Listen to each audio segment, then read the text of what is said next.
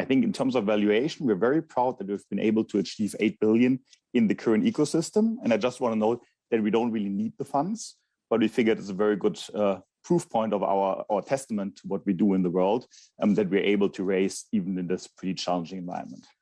Certainly, I can imagine that it is a difficult decision whether to go ahead now in these difficult market conditions or to wait if, as you say, you don't necessarily need the funds now. What do you think it says about the broader fintech ecosystem in terms of valuations? I think, first of all, for us, it has been a little bit easier because we haven't really raised any capital in the last 5-6 years. So pretty much since 2016.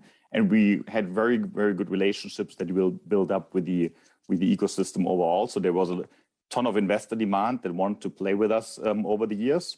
And we figured now is a very good point to show that we do have a significant demand of people that want to support SumUp. At the same time, I would say it's very healthy for the environment what's happening these days, because the last 2 years have been slightly exuberant.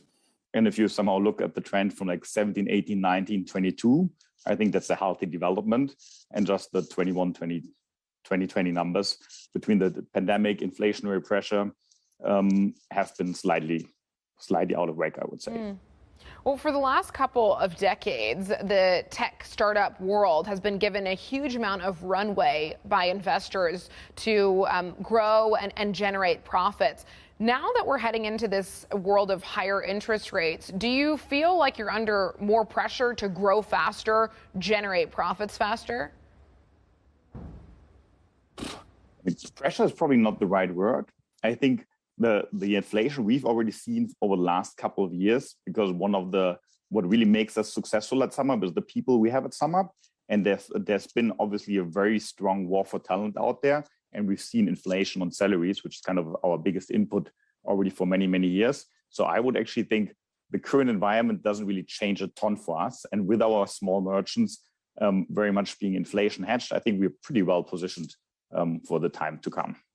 What is your sense of how small business owners are doing and feeling right now? As you said, you specialize in smaller merchants relative to one of your key peers over in the U.S. What is the sort of sentiment at the moment among that group of business leaders? So we very much focus on the long tail, and we want to help the smallest of merchants in this world. As I said, we have 4 million merchants across the world, across all very different segments. So I would say we're pretty diversified across the economy. If you put yourself in the shoes of a small merchant, they've been pretty hard hit over the last couple of years. Q2 2020, there was a lockdown that kept many of them closed with no income for 2-3 months, or sometimes even longer, depending on the country.